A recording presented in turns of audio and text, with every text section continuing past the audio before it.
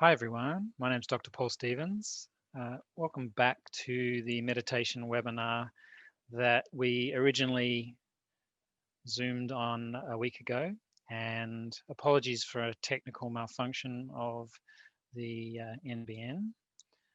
So we're re-recording it in high fidelity for your convenience. If this is your first time listening to this webinar, then what we're really trying to cover both the aspects of science and the practice of meditation, of which there are many kinds. At the end of the slides, I'll offer a short guided practice around 15 minutes, which will include some of the essential practices, if you like, that I'll be talking about. And then finally, we'll finish off with some questions. So let's get into it.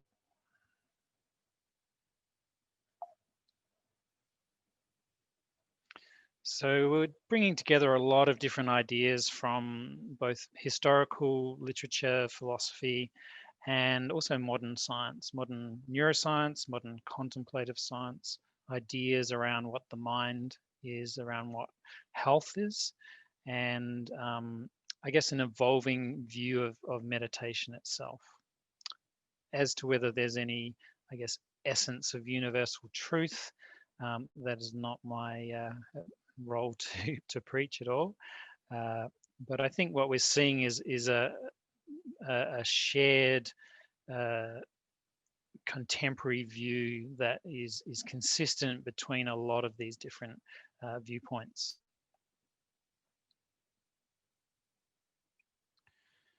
So what is meditation itself?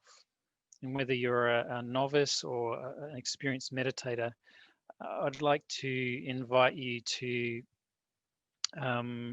just kind of let go of any kind of ideas around what meditation is, and just see what you can get out of this from your own experience. It doesn't matter if you've never meditated before. I think there's something in this session for everyone. And I guess one thing that struck me when I was writing this presentation was that typically, certainly in the media, if you Google meditation, you get a lot of pictures like this, people sitting serenely on top of a mountain in a yoga pose, maybe, with deep sense of calmness in the mind and sense of calmness in the body. And look, that is true to an extent that this is a potential outcome of meditation. But typically, and many students in my own experience as well, is that meditation is often more something like this cartoon.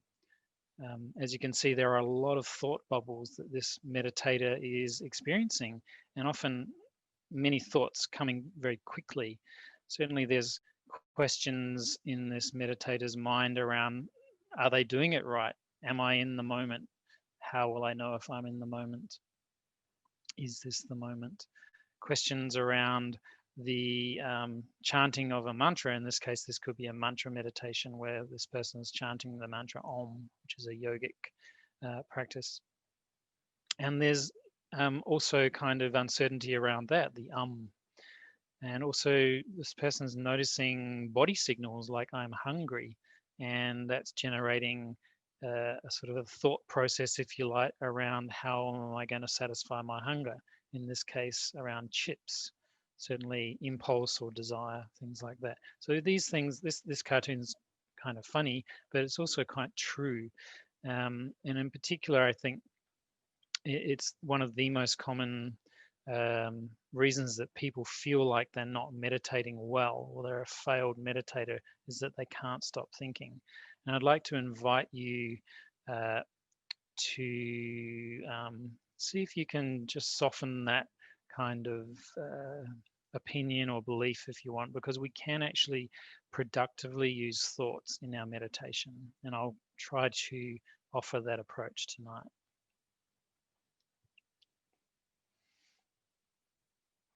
So I guess, a working definition of meditation that we'll be basing this series of slides on is really around the use of attention and awareness. And a meditation practice, and there are dozens and dozens of them, practices designed to train our ability to pay attention and grow our awareness, and I'll explain these more in a moment, to develop mental clarity and emotional calmness and stability in our mind body.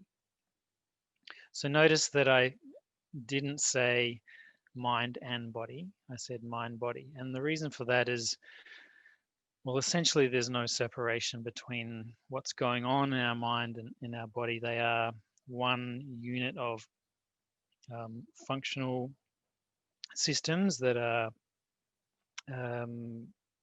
completely dependent on each other. And I'll give you some more information on the mind body as well, because it's actually very important to, if we understand the mind body, we can understand how meditation actually works. And where it works is exactly this kind of concept.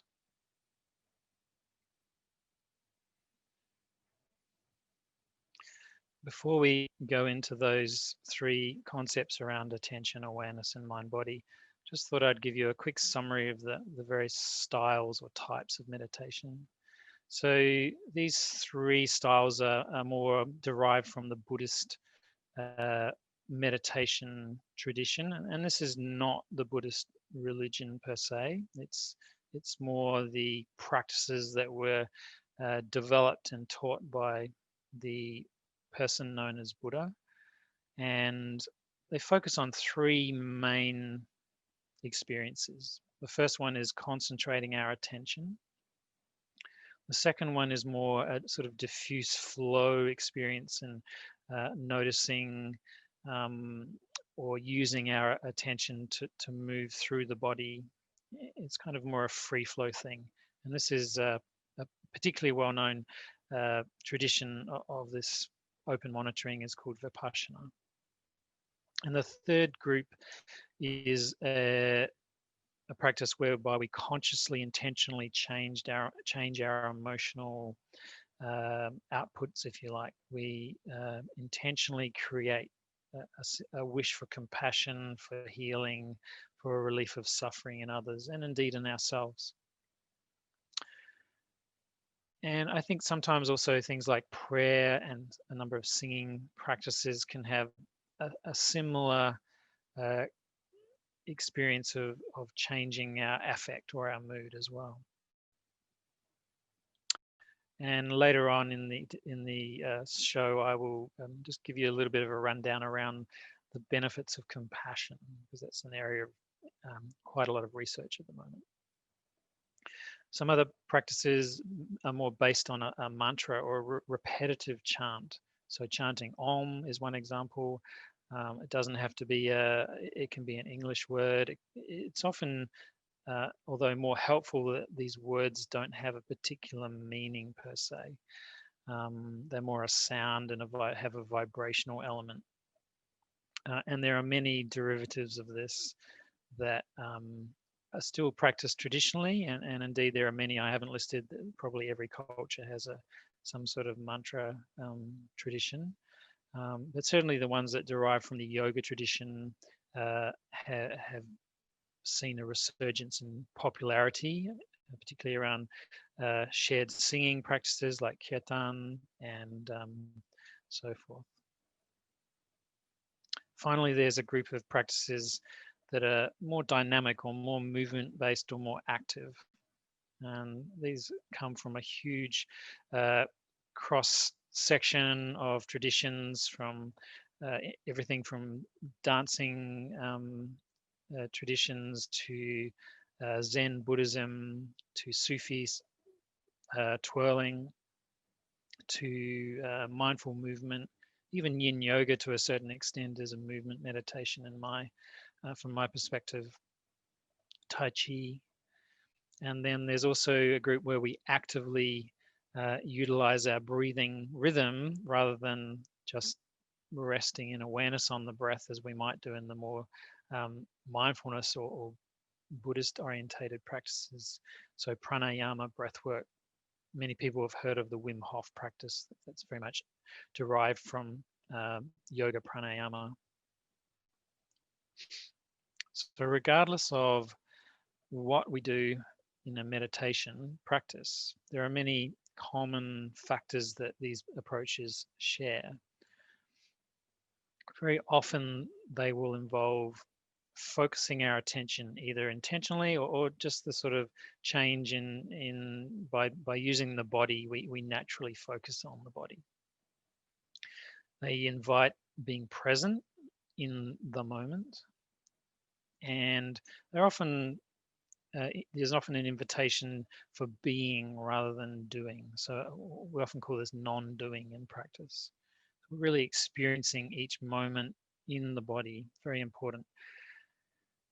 Yeah, so focus on the breathing and the body, the actual experience of moving or breathing.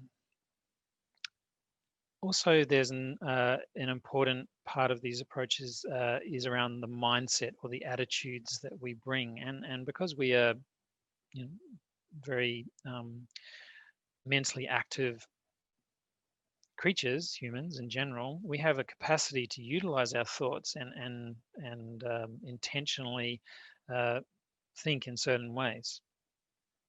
So the invitation is often around curiosity and non-judgment of our experience.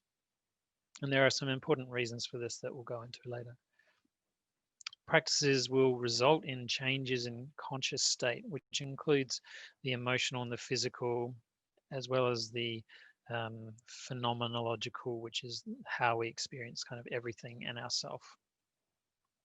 The benefits extend into our everyday life. So, for example, our health indicators such as our sleep or our blood pressure might improve, but also our social interactions, how we respond in our kind of non-meditation moments, if you like. And finally, practices are always heuristic. This means they have a sense of internal, being guided internally. We learn through an intrinsic experience rather than a didactic kind of lecture, such as what I'm doing right now. So you are your own teacher in meditation practices, and the practice itself is allowing you to maybe see something else, find some insight. This is a great example of a heuristic experience.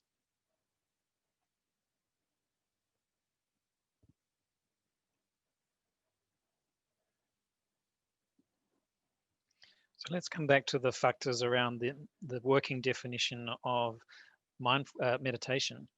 Firstly, attention, and attention is critical, and it's the ability to focus and on a moment-to-moment experience, and also sort of sustain it, and also be able to move it as we need to.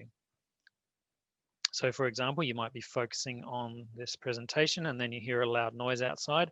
Your mind will naturally focus on that noise to determine whether it was something you need to further investigate or not. The opposite of attention is mind wandering. And that's kind of this daydreamy state where we're perhaps noticing kind of emotions and feelings. And it's often said to be more self-referential. And it's completely normal and it's not unhealthy unless it starts to become sort of fixated around the self and particularly around self-judgment or perceived failings. And we'll come back to this as well. And attention is required to be able to notice something and notice something that changes. And this is a prerequisite for awareness. And the thing about attention is that it is the basis of learning. If you don't attend to something, the brain can't learn it. And most people these days know the concept of neuroplasticity. And so the energy and the information that's going through these brain pathways the more of that happens, the more secure and concrete these signal pathways become, and the more functional and the more ability to store the learning as memory. If you don't use something for a while, your brain pathways actually disconnect, and so that's how we forget to do something that we maybe used to have done. And so this capacity of neuroplasticity allows both the brain and the mind to be quite fluid and plastic, not only as children, and of course children are incredibly fast learners, but also as mature and older adults. And that's really important. There is no boundary to relearning things with the right amount of attention. One thing about attention, though, as I alluded to about the loud noise outside, is that attention tends to focus on potentially threatening experiences, loud noises, strong emotions, repetitive thoughts, that we actually learn to notice these repetitive thoughts. So it's kind of like a vicious cycle, like things that feel unhappy in the body, like pain or illness of some kind. And this is actually built into the brain. It's a survival reflex. It's important that we have this because obviously survival is the number one priority for all living organisms. This is a incredibly ancient reflex, if you like. But this can create some problems, and this is also one of the ways that we can utilize meditation practices to kind of unhook this non-productive focusing on negative experiences or responses. So awareness is a capacity that results from the way the brain, the mind, and the body are designed. And without attention and learning, you can't have awareness. And it's also very much dependent on the experience of interoception, which is the body sensations, the body information, if you like, all the signals from the body, like blood pressure, the chemistry, the immune system, the heart rate, the breathing, the gas exchange, most of which are below the level of awareness, but very, very important for generating a sense of self, so self-awareness, how I am, how I feel. And out of those sensations, we at some level get a conscious experience of ourself.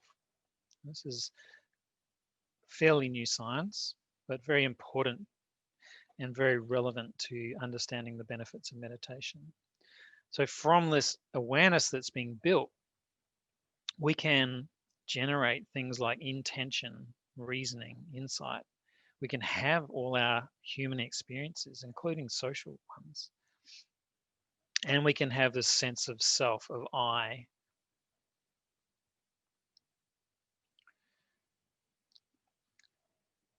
And awareness is believed to be something that's greater than thought, greater than I, if you like. And I is a concept within awareness.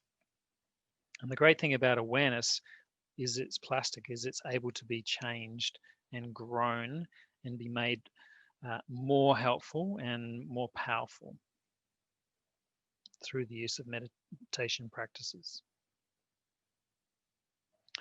So we come to the mind body, and this is I guess an idea in Eastern philosophy that's always been there, but in Western philosophy and Western science that kind of emerged in the 17th century. Initially, they were very resistant to seeing the mind and the body as a complete unit, if you like. And Descartes saw the mechanical body and the mind as the house of the soul. A bit later, a couple of hundred years, we jump through into kind of something that's been around and still persists a bit, if you like, is this three brain idea: reptilian, mammalian, and higher functions. And it's about time that we moved on from this, and I'll show you a really great little video in a second that will really help explain why it's time to move on. And so the modern concept of mind-body is that the mind is the body, is dependent on the body, and emerges from these bodily experiences, with the brain sharing a big role in the creation of these experiences. So the mind is not just the brain, but it's the whole body. And indeed, thought is mostly unconscious. And what's that's really alluding to is this idea that a lot of our experiences are below the level of consciousness, including thoughts and things that we don't need to notice all the time. And even how we shift our attention. You know, for example, you might be again attending to this webinar, and the noises outside, wherever you are, haven't actually stopped. It's just that your attention has created a kind of filter.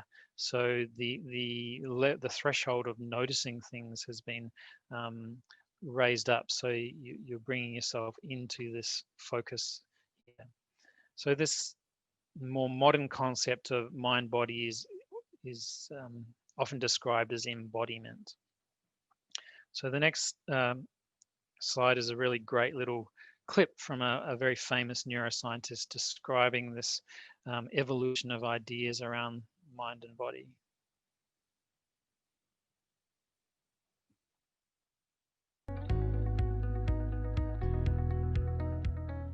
Individual emotions do not live in specific parts of your brain. You wouldn't know that from news stories which repeatedly claim that fear, for example, lives in a brain region called the amygdala, and that disgust lives in another brain region called the insula. And this is supposed to be true whether you're a human or a fruit fly. Such claims are based on an outdated understanding of brain function that goes something like this. Your brain is like a machine with independent pieces, and each piece has its own function. So it's kind of like a collection of separate mental organs. So there's one organ for each kind of an emotion, that these are assumed to live in the very ancient animalistic parts of your brain. Thoughts and memories and beliefs supposedly live in other, more highly evolved brain parts that allegedly control the emotion parts. Modern neuroscience actually began with these beliefs as scientists searched for dedicated circuits for anger and fear and happiness, for thoughts and beliefs and memories and so on. But in recent years, we've discovered that a brain is not really a collection of mental organs, separate mental organs. It's actually a vast structure containing billions of neurons that are always passing information back and forth to each other.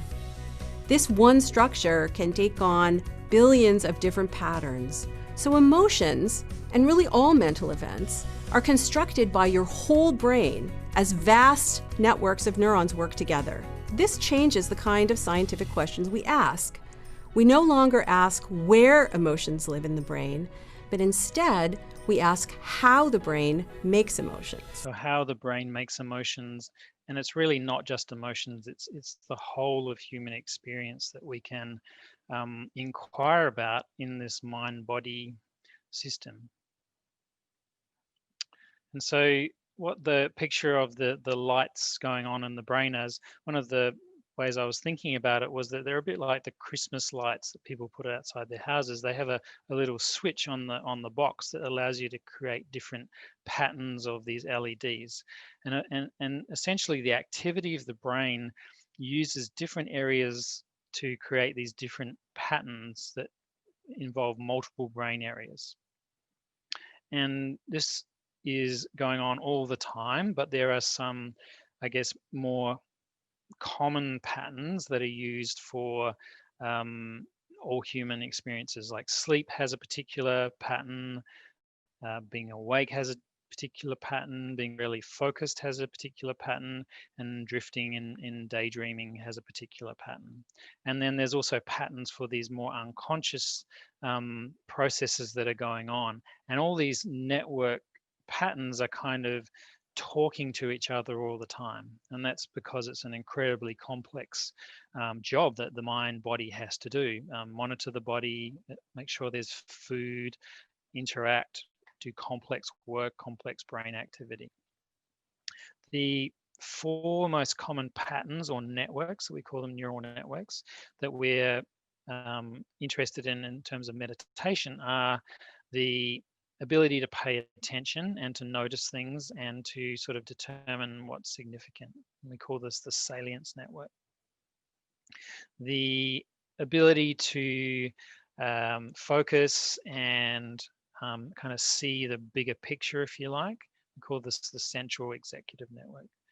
And the opposite of this is kind of like the mind-wandering network. It's like the one you're at the end of the day, kind of zoning out in front of the TV, thinking about something, maybe just pondering and not really being particularly focused. So these networks can switch between these kind of patterns very, very rapidly. And finally, the 4th network that has perhaps only recently really come to light, perhaps over the last 10 years or so, is the interoceptive network. And this is the network that, as I mentioned before, sort of takes in all the body signals and decides whether the body needs something or not, like food is a great example. Well, what's fascinating about this network is that through the integration capacity of the brain is that it has a huge influence on many other experiences around what we'd see as higher brain functions, things like memory retrieval, how we experience emotions, perception, even things more extreme like chronic pain. These have all been tied into the interpretation of these basic body experiences. And basic body experiences are called core affect or basic feelings. Basically, do you feel good or bad? And do you feel calm or nervous? And that's about it. That's pretty interesting how these very basic measures of how the body is can be integrated into the other patterns that the brain has a capacity to be using. So we'll just kind of bring it all together with this slide around interoception and awareness and attention. This is a model from Dan Siegel, who's a very famous scientist and author. And so what we've got here is we've got our ability to pay attention, and we can pay attention to any of the parts of this wheel. For example, and in the middle, we've got this ability to have a sense of awareness of knowing, including unconscious and conscious. We've got 5 senses, the classic 5 senses. We've got our 6th sense, this interior of the body, and also the body moving as well. So things like proprioception. We've got our mental activities, and we all know the power of thought to make us unhappy, if you like, or have pleasant thoughts. And typically thoughts and emotions kind of go on pairs, if you like. So a pleasant thought will typically have a pleasant emotion, and an unpleasant thought will typically have a less pleasant emotion.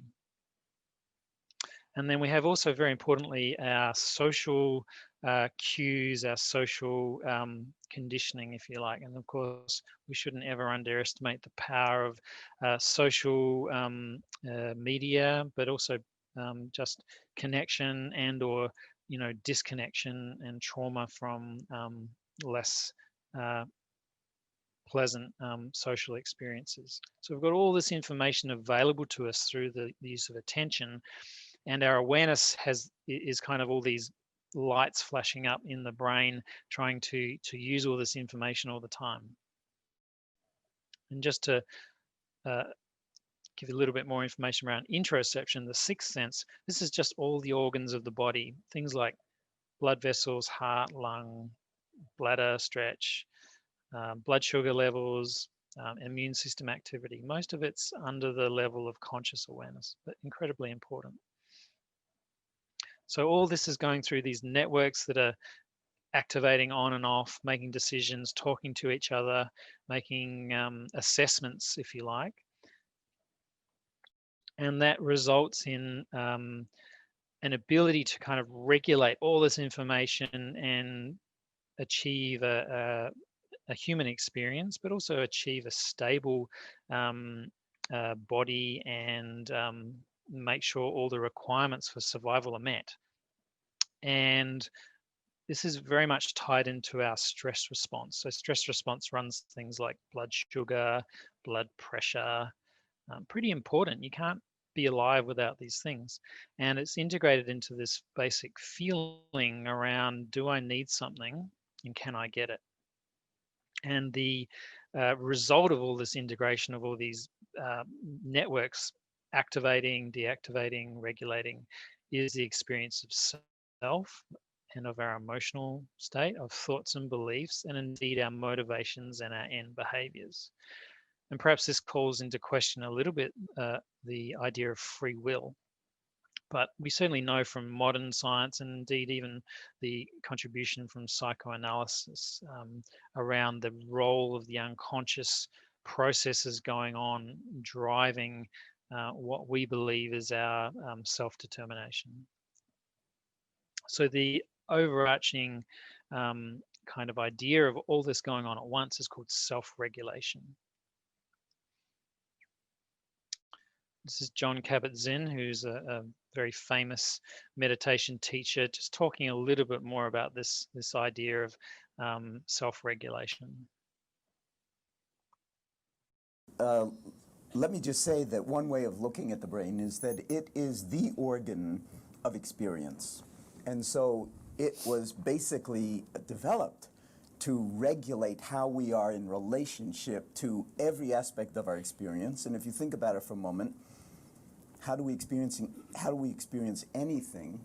Well, there's the eyes, the ears, the nose, the tongue. Without those, we wouldn't be experiencing much, would you agree?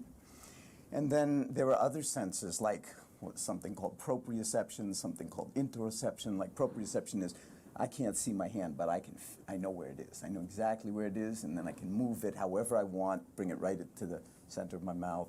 Interoception is, you get asked how you're doing, and you say, fine. How do you know? How quickly did you assess things? Well, that's the sense of interoception. And it turns out that we're beginning to understand how the brain organizes itself to actually optimize our effective functioning in relationship to a very, very complex and rapidly changing world.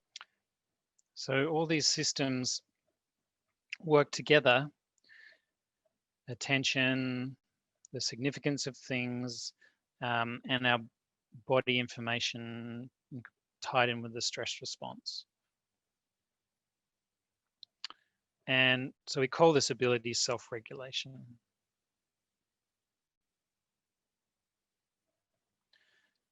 And it allows us to achieve the basic requirements of survival, matching our internal system requirements, such as our food requirements, or our requirements for safety, to the external conditions, using senses, using the ability of the brain, the mind to interpret all these experiences.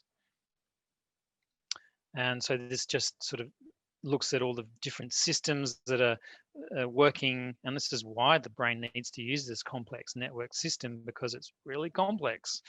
And the word neuroception is very much similar to interoception, except it's the analysis of all the external stuff going on, particularly the social engagements or social threats we might be experiencing.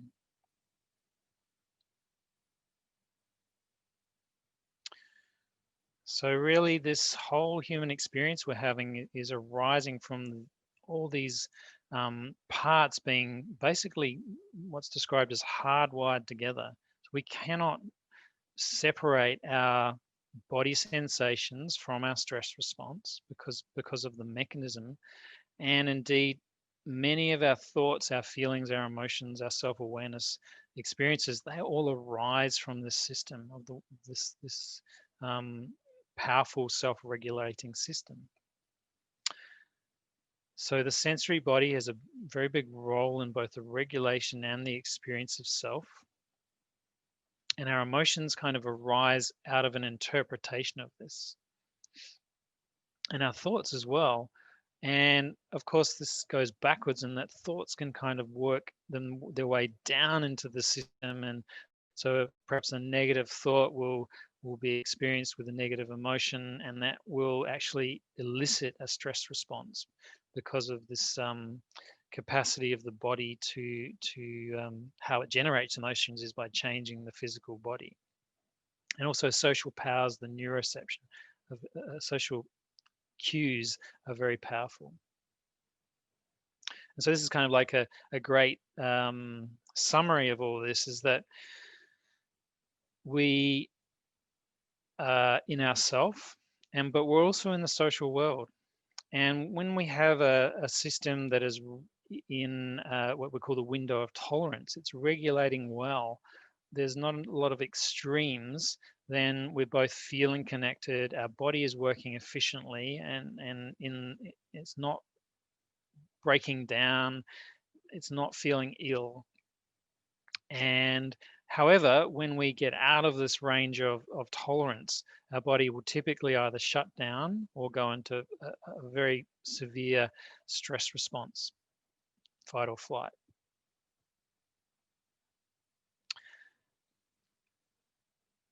And typically our thoughts have a very powerful influence on this, even just as much as the experience, the subconscious experience from the body is. And this is a quote from Joe Dispenza, who's kind of like a gung-ho meditation guru in America. But he says some good stuff. And as humans, we can turn on the stress response just by thought alone.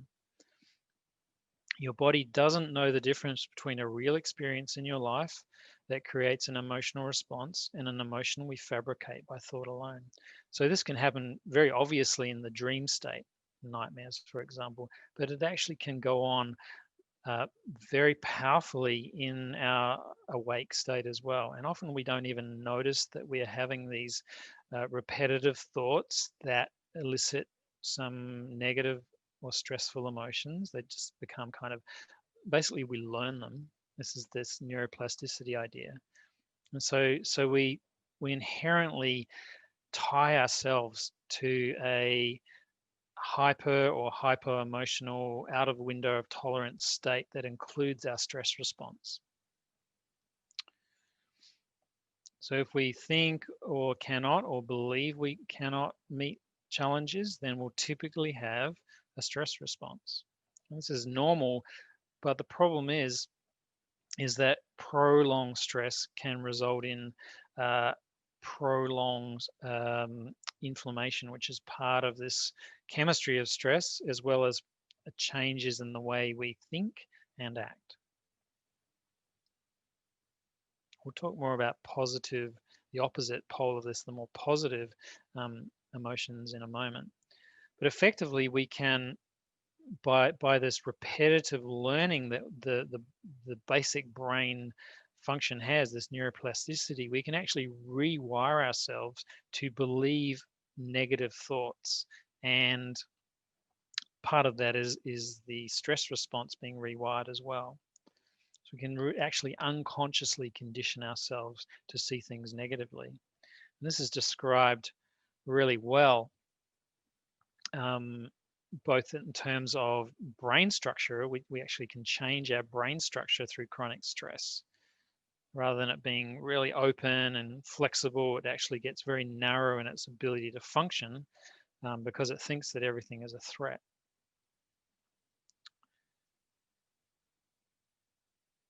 But it's also well described in unhelpful thinking styles, in that we believe these really narrow, catastrophizing, self-blaming, self-judgment kind of thought processes.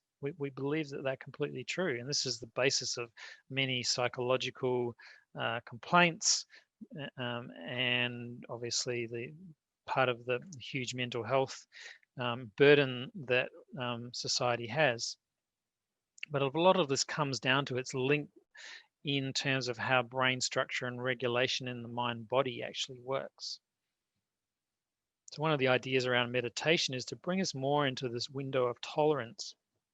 And in such, the ties with the body and the way the stress response works is that our thinking flexibility, because the network of the brain flexibility increases, our actual capacity to have insight and loosen these very narrow thinking styles actually improves as well.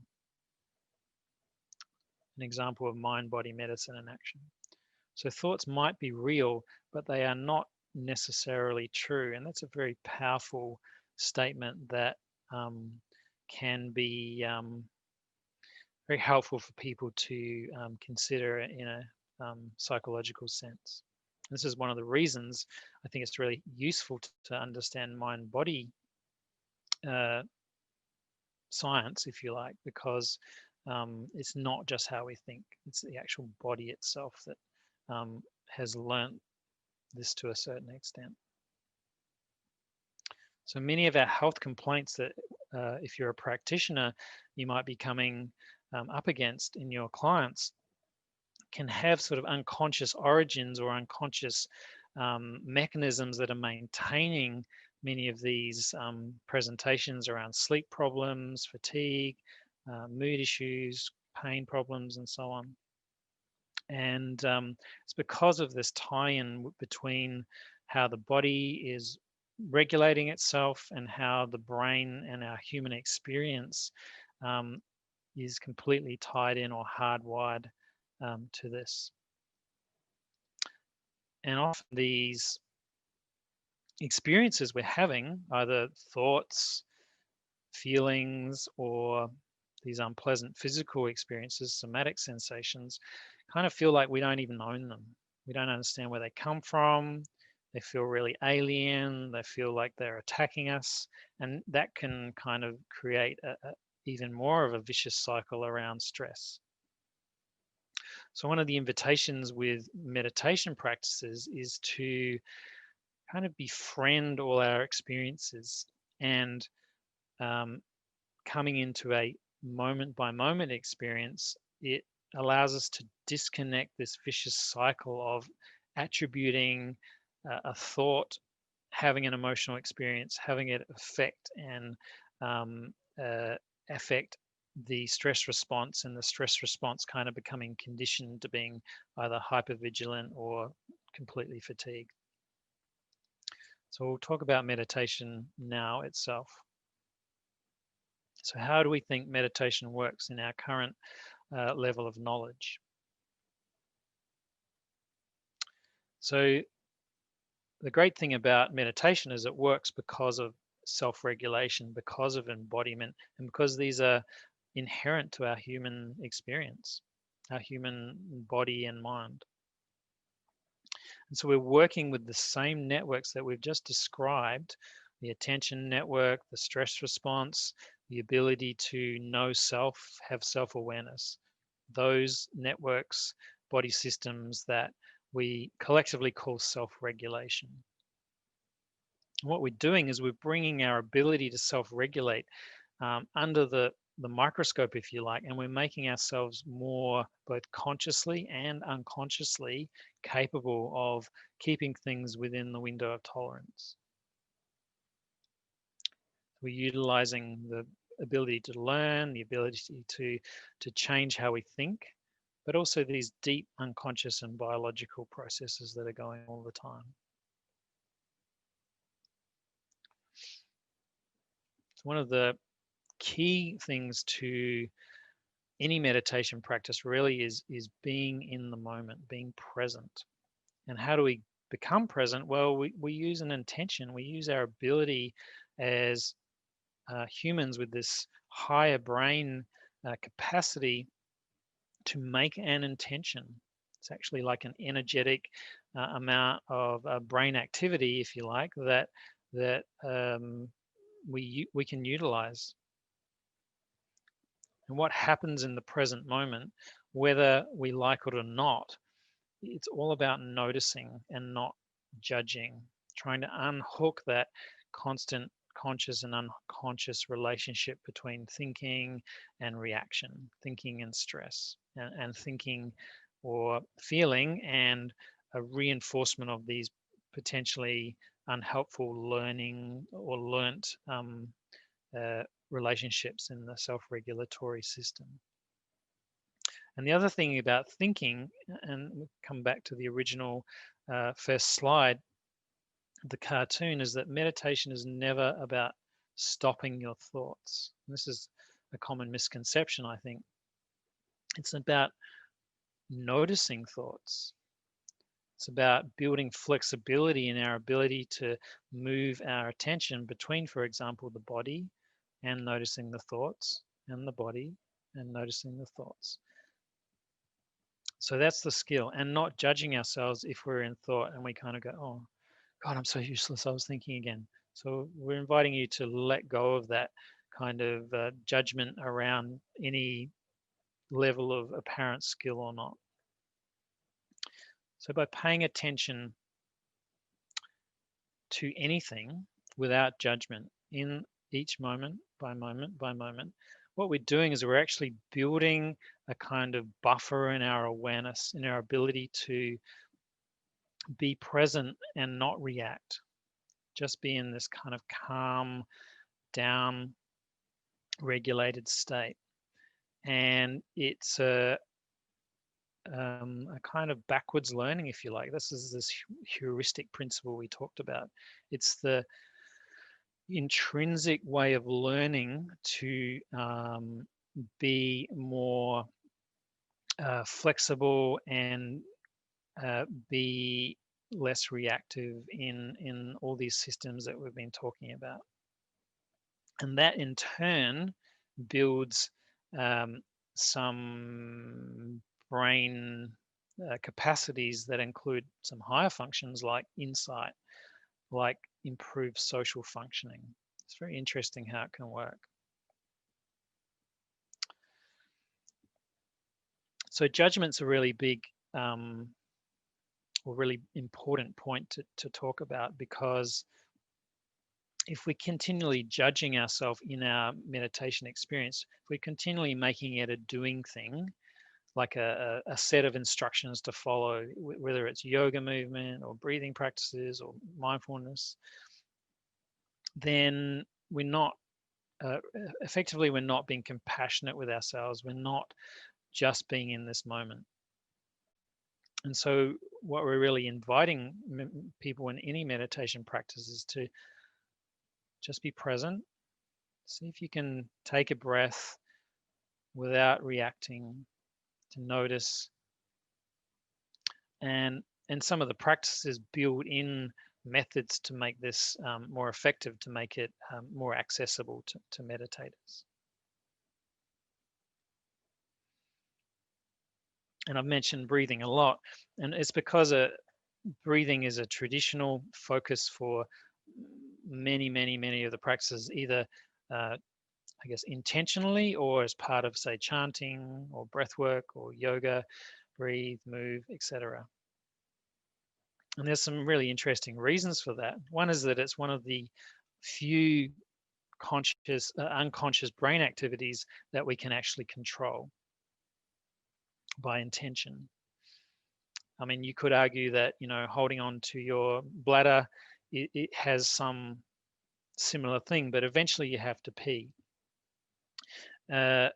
However, you can notice your breath for hours and hours and hours, and you can regulate its pattern without any compromise to your body's health per se. And so this is a very interesting access point, if you like, an interface between ability to utilize part of our awareness and to influence the subconscious activities in the brain. And effectively, breathing is one of the most powerful interoceptive signals or information transfers that the brain is noticing. It's very helpful because of that.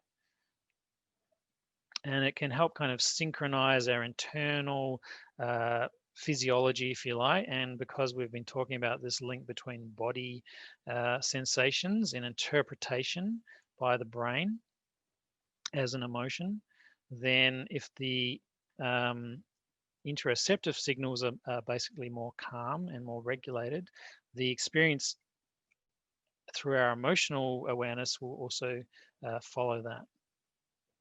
And I really believe that the fascia, which is like the lining that covers everything else, covers muscles and blood vessels and nerves and bones, everything, shares a very similar powerful influence of interoception into the brain, and by movement or stretching, we're really able to influence these self-regulatory pathways as well.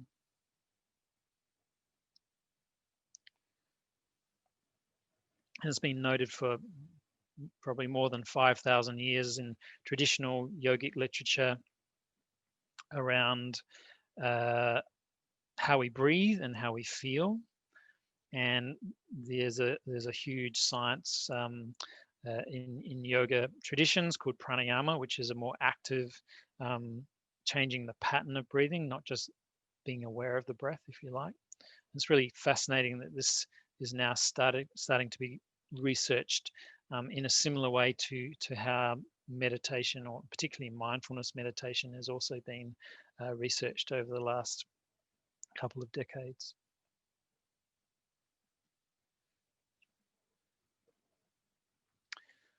So we'll just talk about attention versus the mind wandering. This is a great little diagram around the ability to focus attention. And what typically happens in a focus attention meditation is you'll be invited to notice, let's just say, the breathing, the flow of air moving in and out. And then what typically happens at some stage, a few minutes, a few seconds, is that a thought will appear and you will notice the thought, or you will get carried away in the thought and you will have left the focus of attention on the breath. There's some distraction, some mind wandering. Maybe your mind would wander to, what's going to be for dinner, or what your plans are. So typically the mind has left not only the body or the noticing the focus of attention, but it's also left the present moment. Some stage, whether through the teacher's guidance or your own awareness, you'll notice that you have left the focus of attention. You'll notice that you're thinking. And then the invitation is to return your attention, reorient your attention back to the focus, the original focus. So this seems really simple, but this is basically what if you're listening to a guided meditation that's around focus, this is basically what's happening. Using these abilities of attention and awareness to make the self-regulation systems that underlie all this stuff work for you. And again, the invitation here is, if you go off in thought, and even if the thought is kind of like quite emotionally distressing, like you might remember something really unpleasant, the opportunity here is to, when you come back to the breath, is to kind of be compassionate towards yourself, to appreciate the remembering. And this is, again, a learnt reinforceable experience. So the more we do it, the better we get, and the better these brain systems become in terms of what's underlying your capacity to pay attention and to have awareness.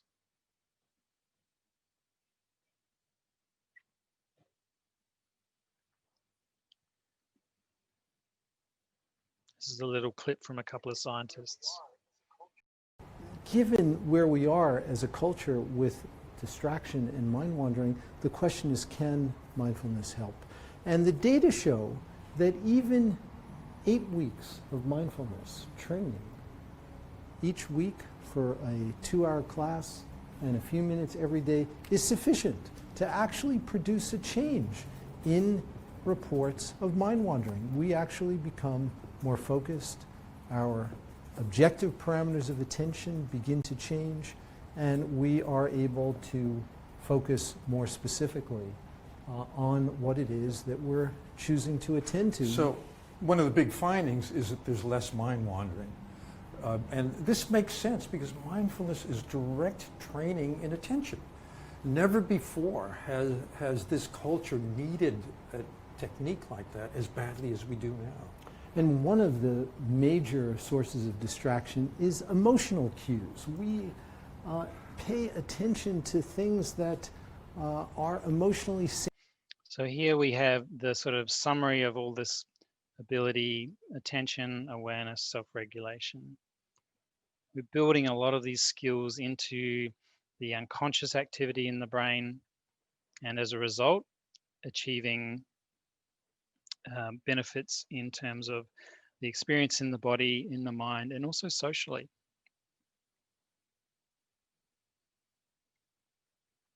And then in how we interpret our experience.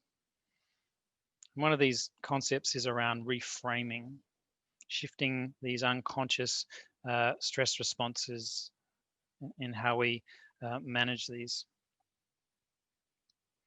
So we can get changes in awareness and regulation, emotions, in our social capacities, and also in our kind of perhaps more negative tendencies around thought.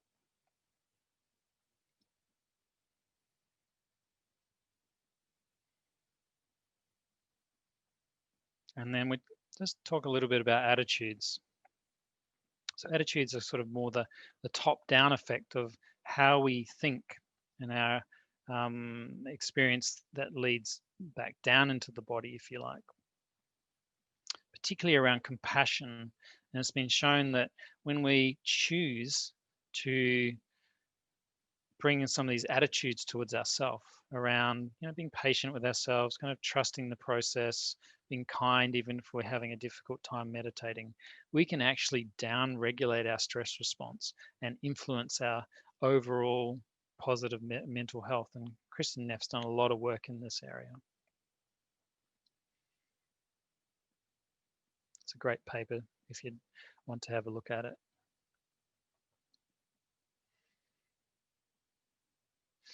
And also some recent work around, the social learning.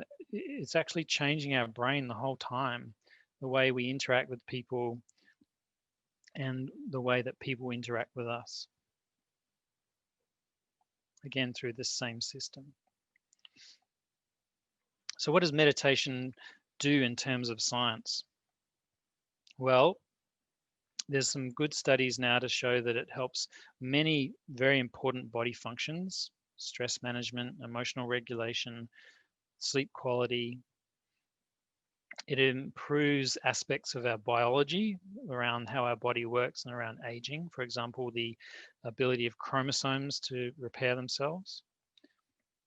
It's been used in management of mental and physical illnesses like chronic pain, addiction management, and depression. And there are certain programs, specialized programs, mindfulness-based cognitive therapy that are particularly useful for these perhaps more significant or persisting mental illnesses. But there's also work on social cohesion and how people feel in terms of, for example, their family life or their relationships. And people often ask how often to practice. So consistency is key. And although the benefits can be really felt immediately after any meditation, and although 20 minutes is great, probably the most evidence is for about 45 minutes a day. And although 2 20-minute sessions is also great, there is a cumulative benefit of staying in the practice. So, which can be challenging for people, but there is definitely a cumulative benefit for a longer practice over a shorter practice. And the other thing is that group settings are often very beneficial because of the social interaction that we have around safety and group work. So repeatedly installing experiences through these basic learning capacities of the brain can really build our capacity for mindfulness, compassion, stress management, self-regulation. I love this quote from Rick Hanson, that learning is the strength of strengths, since it's the one we use to grow the rest of them.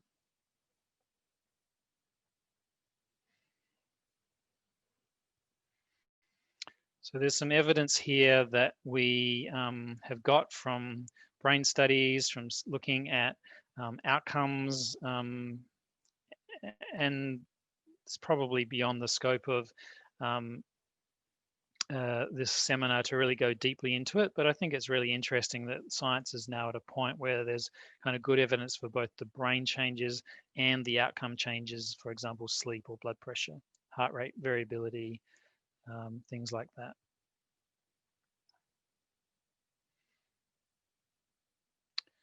There's some evidence that different practices affect slightly different parts of the brain, which again is probably beyond the scope of this practice, but I think it's interesting that yeah, not all practices are exactly equal, and some styles may be more beneficial for certain clients than others.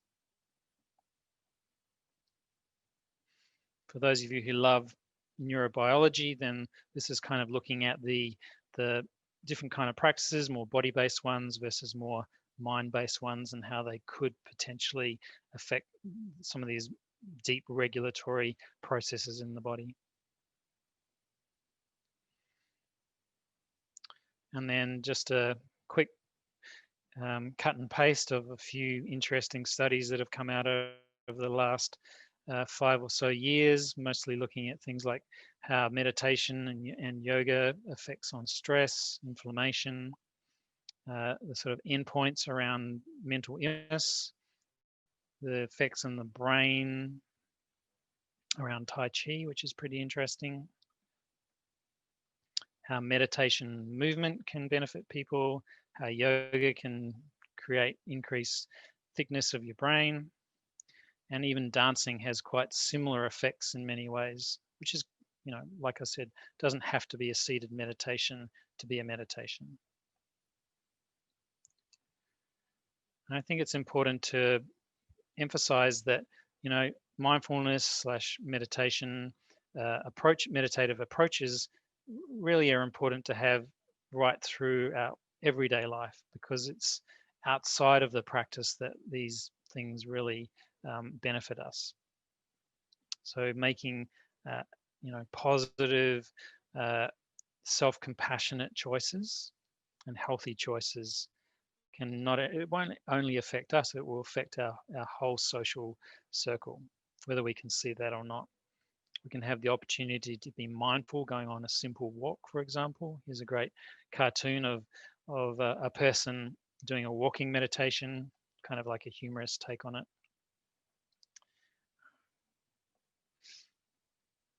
But really combining it with many other healthy approaches is really going to give the best, most effective, holistic outcomes that people are looking for.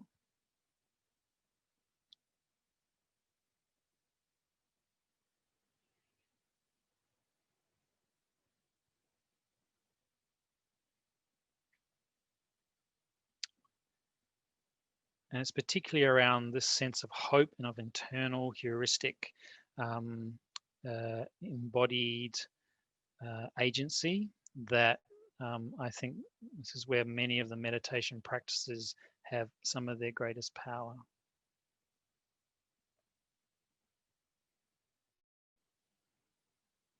And finally, just some resources, some websites, and a list of apps that I've used with a little summary of their sort of main uses, if you like. There's definitely some helpful apps out there.